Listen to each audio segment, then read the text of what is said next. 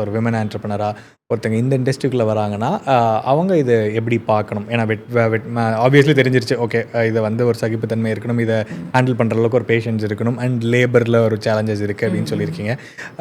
So இதெல்லாம் தாண்டி அவங்க வந்து ஒரு விமன் ஆண்டர்ப்ரனருக்கு இது சூட்டபிளாக இருக்கும் அப்படின்னு நீங்கள் பார்க்கக்கூடிய பர்ஸ்பெக்டிவ் என்ன?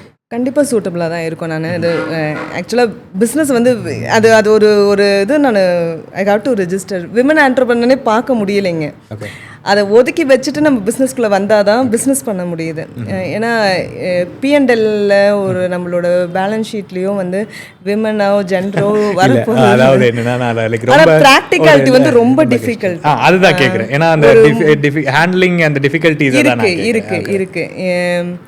இப்போ ஆரம்பிக்கும் பொழுது இது ஒரு என்ன சொல்கிறது, ஒரு இது நான் எஃப்எம் நாட் ராங், இது எனக்கு எப்படி சொல்கிறதுன்னு தெரியல, ஒரு ஒயிட் காலர் ஜாபில் இருக்கவங்களே ஒரு ப்ரொஃபஷனல்ஸ் கூட நம்ம ஹேண்டில் பண்ண போகிறது கிடையாது. இதுக்கான லேபர்ஸ் வந்து லைக் நம்ம லோக்கலி சோர்ஸ் பண்ண போகிறோம். இந்த குப்பைகள்ங்கும் பொழுது இதை வெளியிருந்து பார்க்கக்கூடியவங்க இது எப்படி இனிஷியலாக ஸ்டார்ட் இது இந்த மாதிரி ஒன்று பண்ணுறேங்கன்னு சொல்லும் பொழுதே வெளியே ஒரு அதை அக்செப்ட் பண்ணிப்பாங்களான்னு தெரியாது, அக்செப்ட் பண்ண மாட்டாங்க, ஃபேமிலியை அக்செப்ட் பண்ண மாட்டாங்க. அதெல்லாம் அந்த ஆஸ்பெக்ட் லெவலில் தான் நான் கேட்குறேன். ஆமாம், விமன்கிறப்போ ரேஸ் வந்து 3 times தாங்க.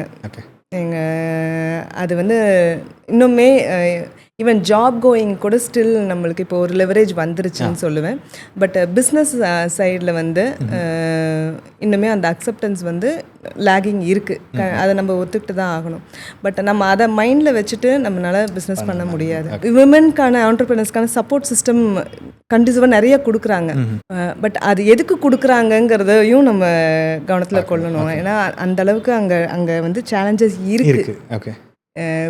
இட்ஸ் நாட் சம்திங் நம்ம ஏதோ வேர்டில் சொல்லிட்டு இது பண்ணுறதில்ல. நிஜமாலுமே ஜென்யூனாக ஒரு விமன் பண்ணுறாங்க அப்படின்னா அவங்களுக்கு பிஸ்னஸ் லெவலில் சேலஞ்சஸ் இருக்குது. ஃபஸ்ட்டு நம்மளை நம்பி இன்வெஸ்ட் பண்ணுறதோ, கஸ்டமர் வாங்குறது கூட நம்மளை நம்பி வாங்குறது வந்து ப்ரைமரி. இதெல்லாம் அதுலேயுமே சேலஞ்சஸ் இருக்குது. நம்மளை நம்பணும் ஃபஸ்ட்டு. இவங்க பண்ணிடுவாங்களாங்கிற கொஷின் தான் ஃபஸ்ட்டு வரும்.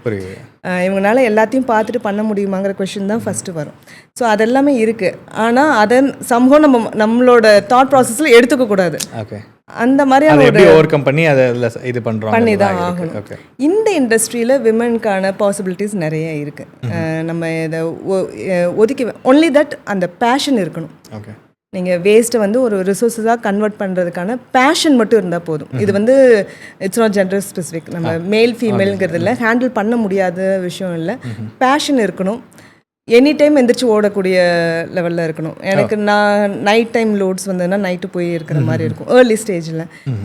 இல்லை அது ஒரு ரொட்டீன் கொண்டு வர வரைக்குமாவது, நம்மளுக்கு அதை பற்றி ஃபுல்லாக தெரிகிற வரைக்குமாவது கொஞ்சம் நம்ம ஆன் அண்ட் ஆஃப் போகிற மாதிரி இருக்கும். ஒரு ரிமோட் ஏரியாவுக்கு போயிட்டு வர மாதிரி இருக்கும். அதெல்லாமே ஹேண்டில் பண்ணணும். மெயினாக மேல்ஸ் கூட தான் ஹேண்டில் பண்ணுற மாதிரி இருக்கும். Business is like that. நம்ம கூட வேலை செய்கிற பசங்களுமே அவங்க லெவலில் அவங்க வழியில் போய் நம்ம ஹேண்டில் பண்ணுற மாதிரி இருக்கும். ஸோ இதெல்லாம் அந்தந்த இண்டஸ்ட்ரிக்கான, அது எல்லா இண்டஸ்ட்ரியிலையும் இருக்குது. அவங்க இண்டஸ்ட்ரியில் இருக்குது. இது அந்தந்த இண்டஸ்ட்ரிக்கானது இருக்குது. மெயினாக நான் பார்க்குறது என்னென்னா, இதுக்கான பேஷன் இருந்ததுன்னா கண்டிப்பாக பண்ணலாம்.